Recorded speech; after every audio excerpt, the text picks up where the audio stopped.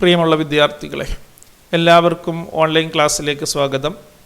കഴിഞ്ഞ ക്ലാസ്സിൽ നമ്മൾ എന്താണ് ഗുഡ്വിൽ എന്നും ഗുഡ്വില്ലിൻ്റെ വിലയെ സ്വാധീനിക്കുന്ന ഘടകങ്ങൾ എന്തെല്ലാമാണെന്നും ഗുഡ്വില്ലിൻ്റെ വില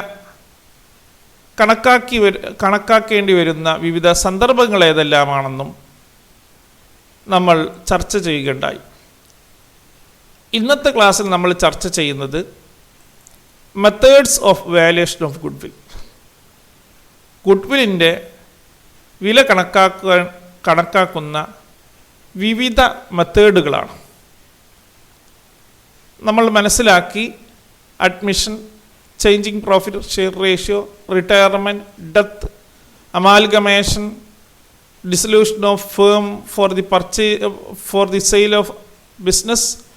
ഇത്തരം സന്ദർഭങ്ങളിലെല്ലാം തന്നെ ഗുഡ്വില്ലിൻ്റെ വില കണക്കാക്കാറുണ്ട്.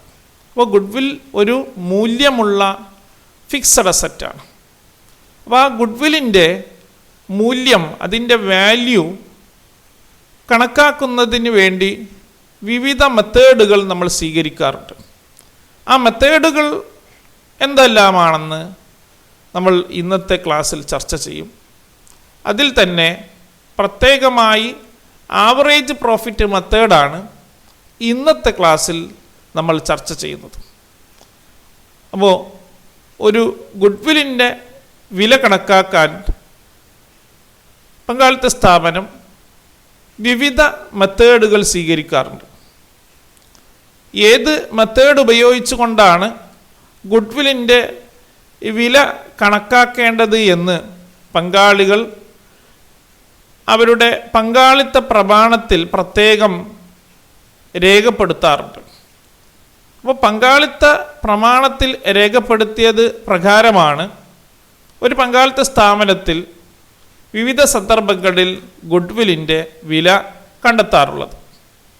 എങ്കിലും ഒരു ഗുഡ്വില്ലിൻ്റെ വില കണ്ടെത്തുന്നതിന് വേണ്ടി പ്രധാനമായും 3 മെത്തേഡുകളുണ്ട്. അതിൽ first one average profit method, next one super profit method, another one capitalization method. That is, there are 3 methods for valuation of goodwill. First one average profit method, second one super profit method, third one capitalization method. ഇതിലെ first മെത്തേഡായിട്ടുള്ള average profit മെത്തേഡിനെ again classified into 2. അതിനെ വീണ്ടും നമ്മൾ 2 ആയിട്ട് classify ചെയ്തിട്ടുണ്ട്. അതിൽ first one simple average profit method, another one weighted average profit method. അപ്പോൾ ആവറേജ് പ്രോഫിറ്റ് മെത്തേഡിനെ വീണ്ടും നമ്മൾ 2 ആയിട്ട് ക്ലാസിഫൈ ചെയ്തു. സിമ്പിൾ ആവറേജ് പ്രോഫിറ്റ് മെത്തേഡ് എന്നും വെയ്റ്റഡ് ആവറേജ് പ്രോഫിറ്റ് മെത്തേഡ് എന്നും. ഇതേപോലെ തന്നെ ക്യാപിറ്റലൈസേഷൻ മെത്തേഡിനെയും നമുക്ക് 2 ആയിട്ട് ക്ലാസിഫൈ ചെയ്യാം. Capitalization of average profit method, capitalization of super profit method. അപ്പോൾ ക്യാപിറ്റലൈസേഷൻ മെത്തേഡ് തന്നെ 2 മെത്തേഡുകളുണ്ട്.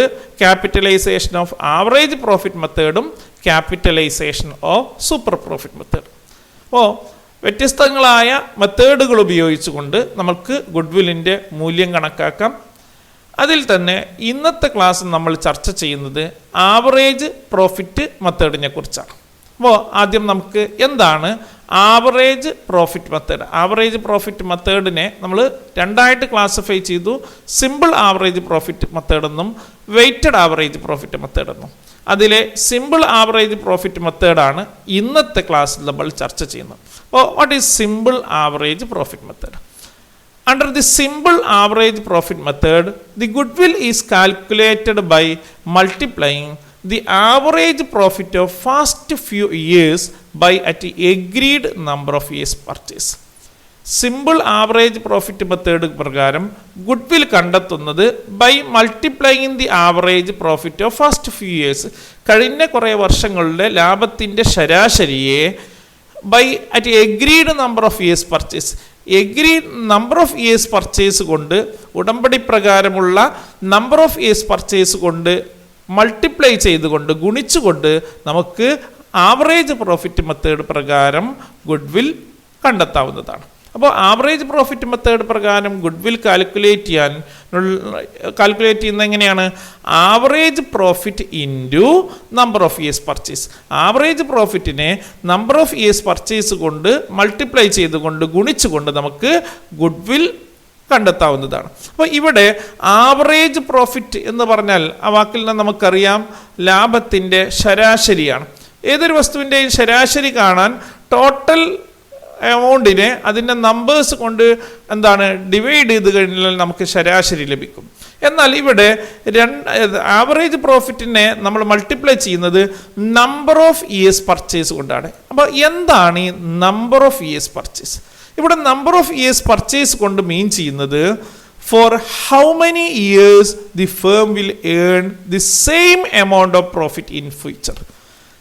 ഇപ്പോൾ ലഭിച്ചുകൊണ്ടിരിക്കുന്ന ഇതേ ലാഭം ഭാവിയിൽ എത്ര വർഷം കൂടി ലഭിക്കും, ആ വർഷത്തെയാണ് ഇവിടെ നമ്പർ ഓഫ് ഇയേഴ്സ് പർച്ചേസ് എന്നതുകൊണ്ട് സൂചിപ്പിക്കുന്നത്. അപ്പോൾ നമ്പർ ഓഫ് ഇയേഴ്സ് പർച്ചേസ് കൊണ്ട് സൂചിപ്പിക്കുന്നത് for how many years the firm will earn the same amount of profit in future.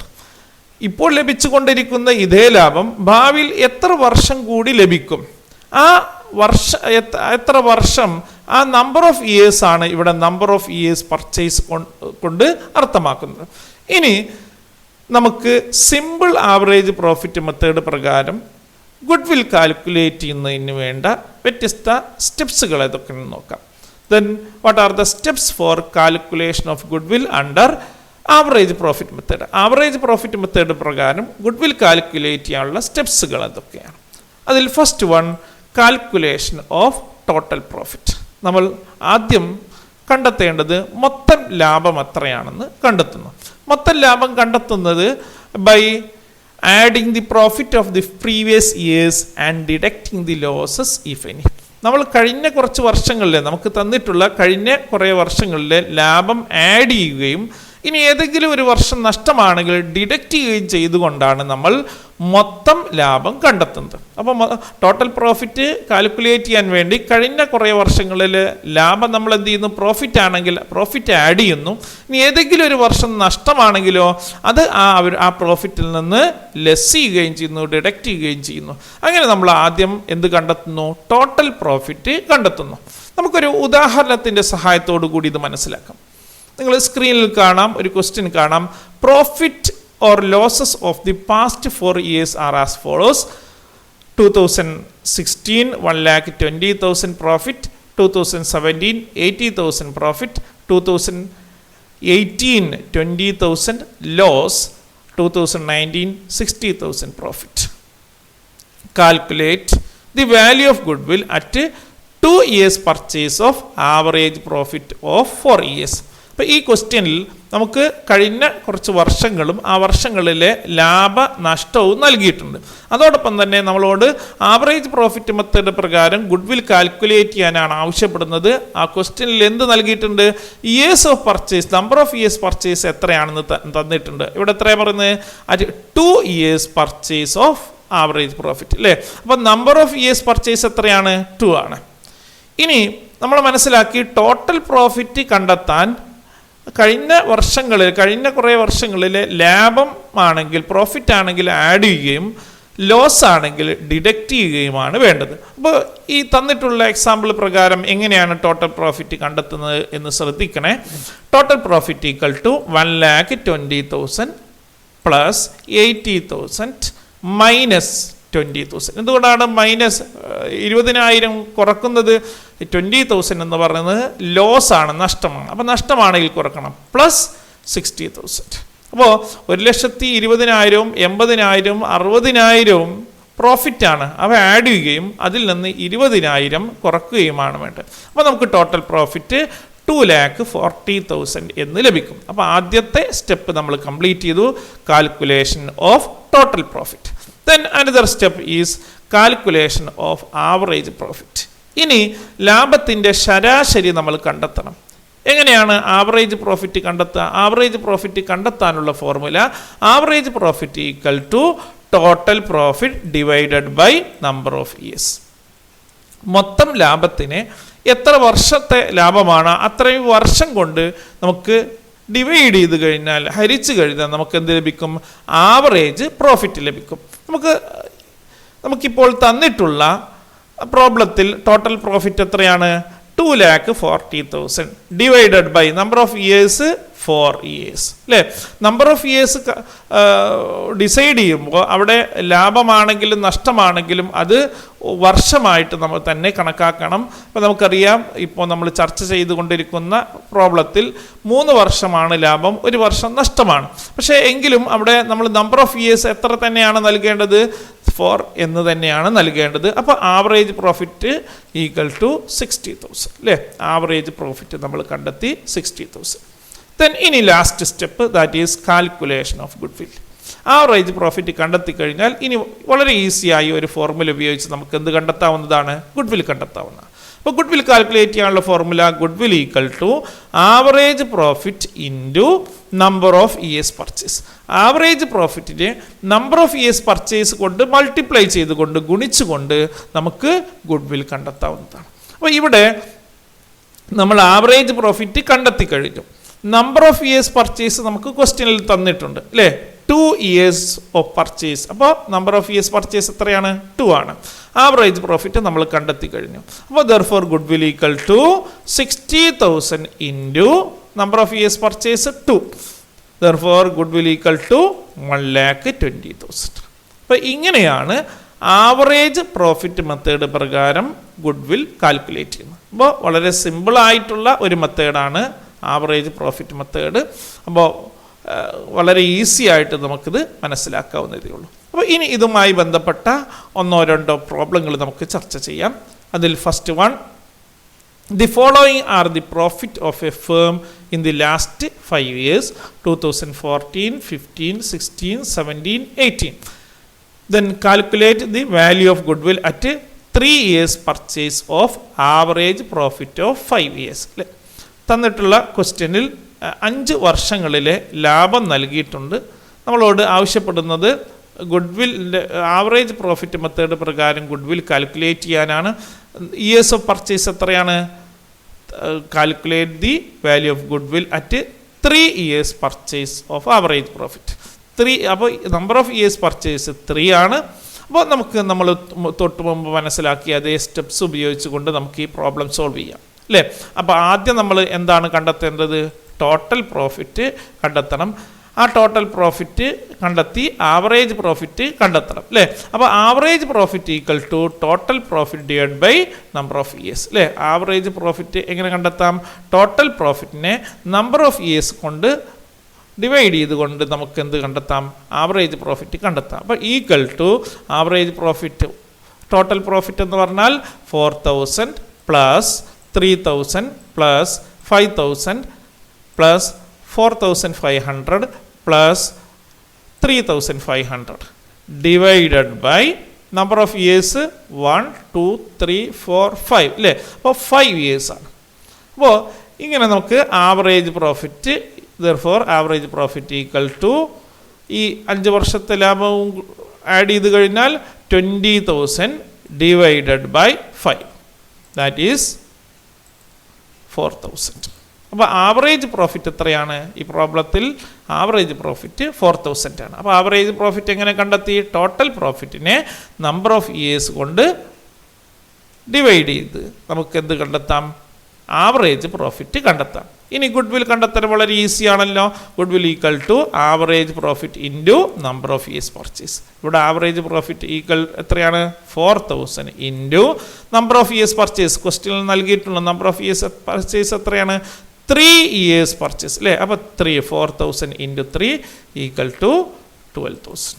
അപ്പോൾ ഇങ്ങനെയാണ് ഈ ഇത്തരത്തിലുള്ള പ്രോബ്ലം നമ്മൾ സോൾവ് ചെയ്യുന്നത്. ഇനി നമുക്ക് കുറച്ചുകൂടി വ്യത്യസ്തമായ മറ്റൊരു പ്രോബ്ലം സോൾവ് ചെയ്യാം.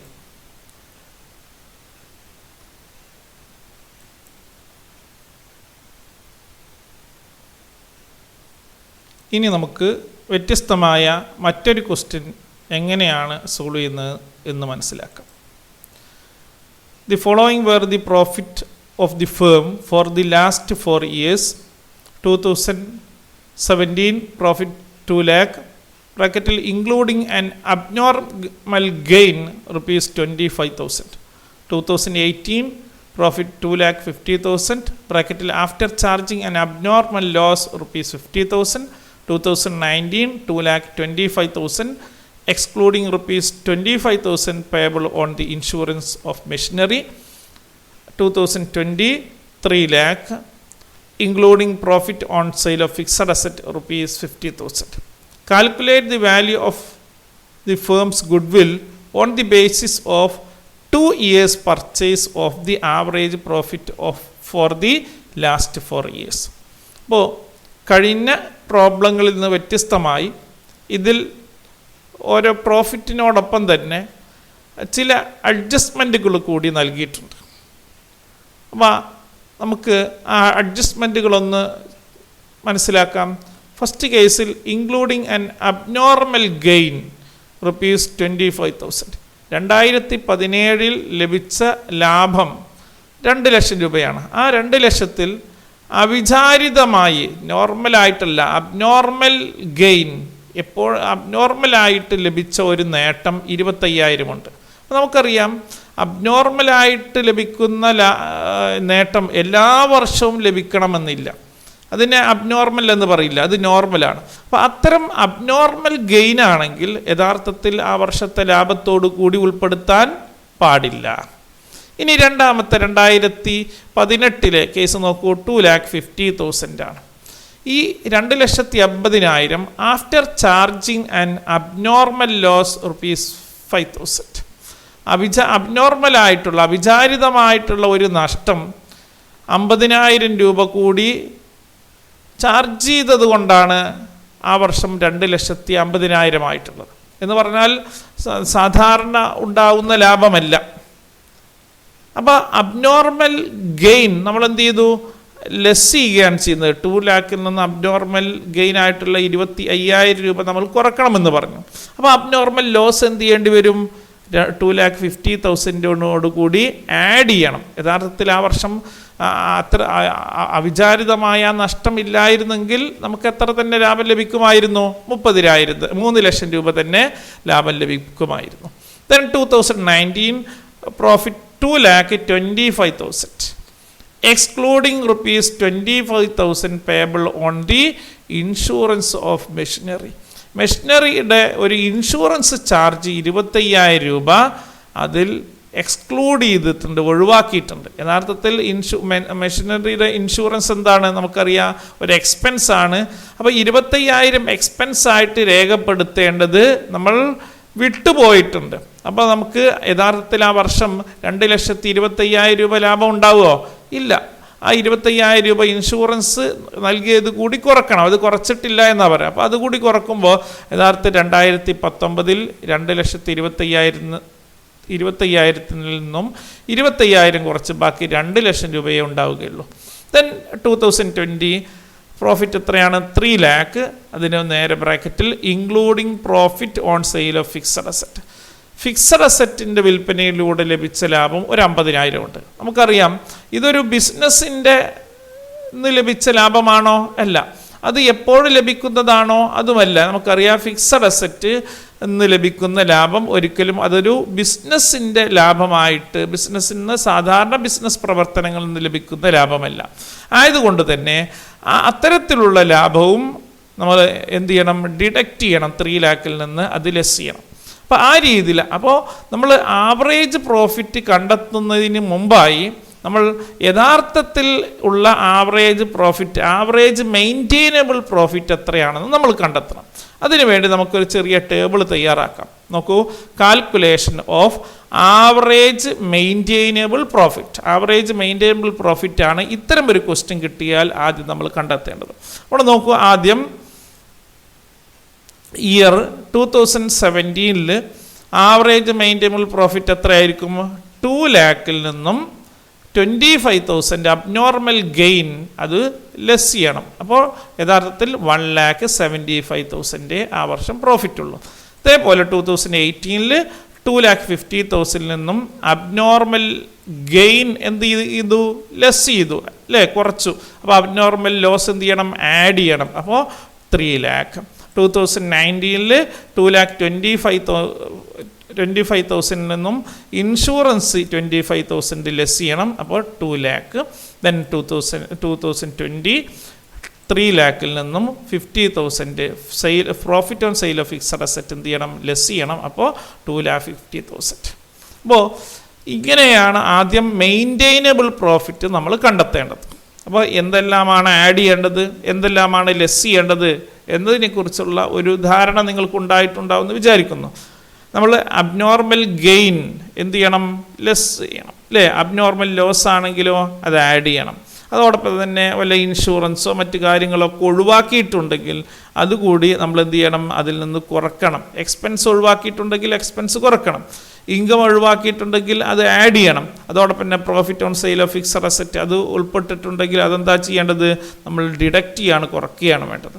അപ്പോൾ ഇനി നമുക്ക് ടോട്ടൽ പ്രോഫിറ്റ് എത്രയെന്ന് നോക്കാം അല്ലേ. Total maintainable profit equal to 9,25,000. അപ്പോൾ നമ്മൾ ടോട്ടൽ പ്രോഫിറ്റ് ഇപ്പോൾ കണ്ടെത്തി. അപ്പോൾ ഈ രീതിയിൽ ആദ്യം നമ്മൾ ടോട്ടൽ മെയിൻറ്റെയിനബിൾ പ്രോഫിറ്റ് കണ്ടെത്തണം. ഇനി നമുക്ക് ആവറേജ് പ്രോഫിറ്റ് കണ്ടെത്താം. Average profit equal to total profit divide by number of years.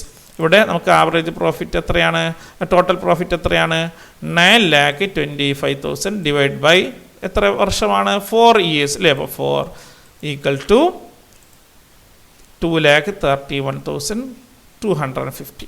ഇനി നമുക്ക് ഗുഡ് വിൽ കാണാം. ഗുഡ് വിൽ കാണാനുള്ള ഫോർമുല എന്താണ്, average profit into number of years purchase. ഇവിടെ number of years purchase 2 years ആ പർച്ചേസ്. അപ്പോൾ 2 ആണ് ആവറേജ് പ്രോഫിറ്റ് ഇപ്പോൾ നമ്മൾ കണ്ടെത്തി. അപ്പോൾ goodwill equal to 2,31,250 into 2, that is 4,62,500. അപ്പോൾ ഇത്തരത്തിലുള്ള ക്വസ്റ്റ്യൻസ് വന്നു കഴിഞ്ഞാൽ ഈ രീതിയിലാണ് നമ്മൾ ആ പ്രോബ്ലം സോൾവ് ചെയ്യേണ്ടത്. ഇനി മറ്റൊരു പ്രോബ്ലം കൂടി സോൾവ് ചെയ്തുകൊണ്ട് ഇന്നത്തെ ക്ലാസ് നമുക്ക് അവസാനിപ്പിക്കാം. ക്വസ്റ്റ്യൻ ഒന്ന് ശ്രദ്ധിക്കൂ. The profit of the firm for the last 4 years were as follows. കഴിഞ്ഞ 4 വർഷങ്ങളിലെ ലാഭം നമുക്ക് തന്നിട്ടുണ്ട്. 2015 മുതൽ 2018 വരെയുള്ള പീരീഡിലെ ലാഭം നിങ്ങൾക്ക് ക്വസ്റ്റ്യനിൽ തന്നിട്ടുണ്ട്. അതോടൊപ്പം തന്നെ the fair remuneration of the partners is estimated to ₹6,000 per annum. ഒരു വർഷത്തിൽ പങ്കാളികളുടെ റെമ്യൂണറേഷൻ, അവരുടെ സാലറി, കമ്മീഷൻ ആ ഇനത്തിൽ വരുന്നത് എത്രയാണ്, ഒരു വർഷത്തിൽ 60,000 അപ്പോൾ പങ്കാളികൾക്ക് സാലറിയായി കൊടുക്കാനുള്ളത് 60,000. Find out the value of good will on the basis of 3 years purchase of average profit of last 4 years. Average 3 years purchase of average profit അല്ലേ, അതിൻ്റെ അടിസ്ഥാനത്തിൽ ഗുഡ് വിൽ കാൽക്കുലേറ്റ് ചെയ്യാനാണ് പറയുന്നത്. അപ്പോൾ ഇയേഴ്സ് പർച്ചേസ് എത്രയാണ്, 3 ആണ്. നമുക്ക് പ്രോഫിറ്റ് തന്നിട്ടുണ്ട്. നമുക്ക് ആദ്യം ആവറേജ് പ്രോഫിറ്റ് കണ്ടെത്തണം. അതോടൊപ്പം തന്നെ ഈ ക്വസ്റ്റ്യനിൽ വ്യത്യസ്തമായിട്ട് നൽകിയിട്ടുള്ള ഒരു കാര്യം, ഇതിൽ റെമ്യൂണറേഷൻ ടു പാർട്ട്നേഴ്സ് നൽകിയിട്ടുണ്ട്. അപ്പോൾ അത്തരം കേസിൽ എങ്ങനെയാണ് ഈ പ്രോബ്ലം സോൾവ് ചെയ്യുന്നത് എന്നും നിങ്ങൾ പ്രത്യേകം ശ്രദ്ധിക്കുക. അപ്പോൾ ആദ്യം average profit equal to total profit divide by number of years അല്ലേ. അപ്പോൾ ടോട്ടൽ പ്രോഫിറ്റ് എങ്ങനെ കണ്ടെത്താം, equal to 40,000 plus 50,000 plus 48,000 plus 46,000 divided by 4. അപ്പോൾ equal to 1,84,000 divided by 4 equal to 1,84,000 divided by 4 equal to 46,000. അപ്പോൾ ആവറേജ് പ്രോഫിറ്റ് നമ്മൾ കണ്ടെത്തി 46,000. ഇനി നമ്മൾക്ക് ആക്ച്വൽ ആവറേജ് പ്രോഫിറ്റ് കണ്ടെത്തണം. അതിനുവേണ്ടി average profit before adjusting remuneration, നമ്മൾ റെമ്യൂണറേഷൻ ആയിട്ടുള്ള 6,000 അഡ്ജസ്റ്റ് ചെയ്യുന്നതിന് മുമ്പുള്ള പ്രോഫിറ്റാണ് 46,000. അതിൽ നിന്നും നമ്മൾ എന്ത് ലെസ് ചെയ്യണം, ലെസ് റെമ്യൂണറേഷൻ ടു പാർട്ട്നേഴ്സ്, പാർട്ട്നേഴ്സിന് കൊടുക്കുന്ന റെമ്യൂണറേഷൻ അത് പ്രോഫിറ്റിൽ നിന്നാണ് കൊടുക്കുക അല്ലേ. അപ്പോൾ ആയതുകൊണ്ട് തന്നെ ആ 6,000 നമ്മൾ എന്ത് ചെയ്യണം, ലെസ് ചെയ്യണം. അപ്പോൾ യഥാർത്ഥത്തിൽ ആവറേജ് പ്രോഫിറ്റ് എത്രയേ ഉള്ളൂ, 40,000 ഉള്ളൂ. അപ്പോൾ ഇത്തരത്തിൽ റെമ്യൂണറേഷൻ ടു പാർട്ട്നേഴ്സ് എന്നോ സാലറി ടു പാർട്ട്നേഴ്സ് എന്നോ കമ്മീഷൻ എന്നോ മാനേജേഴ്സ് കമ്മീഷൻ അങ്ങനെയൊക്കെ വരാം അല്ലേ. അത്തരം കേസിൽ അത് ഇത്തരത്തിൽ ആവറേജ് പ്രോഫിറ്റിൽ നിന്ന് നമ്മൾ കുറയ്ക്കുകയാണ് വേണ്ടത്. ഓക്കെ, അപ്പോൾ നമുക്ക് ആവറേജ് പ്രോഫിറ്റ്, യഥാർത്ഥ ആവറേജ് പ്രോഫിറ്റ് എത്രയേ ഉള്ളൂ? 40,000 ഉള്ളൂ അല്ലേ? അപ്പോൾ അത് നമുക്ക് ഗുഡ് വിൽ കാൽക്കുലേറ്റ് ചെയ്യാം. Goodwill equal to average profit into number of years purchase. ഇവിടെ ആവറേജ് പ്രോഫിറ്റ് യഥാർത്ഥത്തിൽ എത്രയാണ്? Equal to 40,000 into number of years purchase, 3 years purchase of average profit of the last 4 years എന്നാണ് ക്വസ്റ്റ്യനിൽ. അപ്പോൾ average number of years purchase 3, that is 1,20,000. അപ്പോൾ ഈ പ്രോബ്ലത്തിൻ്റെ പ്രത്യേകത നിങ്ങൾ മനസ്സിലാക്കിയിട്ടുണ്ടാവുമെന്ന് വിചാരിക്കുന്നു. റെമ്യൂണറേഷൻ കൂടി നൽകുമ്പോൾ ആവറേജ് പ്രോഫിറ്റിൽ നിന്ന് ആ റെമ്യൂണറേഷൻ കുറച്ച തുകയാണ് യഥാർത്ഥ ആവറേജ് പ്രോഫിറ്റ്. അപ്പോൾ ഇന്നത്തെ ക്ലാസ്സിൽ നമ്മൾ വ്യത്യസ്തമായിട്ടുള്ള 4 ക്വസ്റ്റ്യനുകൾ നമ്മൾ ചർച്ച ചെയ്യുകയുണ്ടായി. അപ്പോൾ ഈ ക്ലാസ് നമ്മൾ ആവറേജ് പ്രോഫിറ്റ് പ്രകാരം എങ്ങനെയാണ് ഗുഡ് വിൽ കാൽക്കുലേറ്റ് ചെയ്യേണ്ടത് എന്ന് മനസ്സിലാക്കി. അതിൽ തന്നെ വ്യത്യസ്തമായ 4 ക്വസ്റ്റ്യനുകൾ നമ്മൾ ചർച്ച ചെയ്തു. അപ്പോൾ ആ ക്വസ്റ്റ്യനുകളുടെ പ്രത്യേകതയും അത്തരം അഡ്ജസ്റ്റ്മെൻറ്റുകൾ ഉണ്ടാവുകയാണെങ്കിൽ എങ്ങനെയാണ് ഈ തരത്തിൽ ഗുഡ് വിൽ കാൽക്കുലേറ്റ് ചെയ്യേണ്ടത് എന്ന് നമ്മൾ ഓരോന്നും സ്റ്റെപ്പ് ബൈ സ്റ്റെപ്പായി ചർച്ച ചെയ്യുകയുണ്ടായി. നിങ്ങൾക്ക് ഈ ടോപ്പിക്ക് വ്യക്തമായി മനസ്സിലായിട്ടുണ്ടാവും എന്ന് ഞാൻ കരുതുന്നു. ഏതെങ്കിലും തരത്തിലുള്ള സംശയങ്ങളുണ്ടെങ്കിൽ തീർച്ചയായും കമൻ്റായി ഉന്നയിക്കാൻ മടിക്കരുത്. തുടർന്നും നമുക്ക് ഇതിൻ്റെ ബാക്കി ഭാഗങ്ങൾ ചർച്ച ചെയ്യാം. Thank you.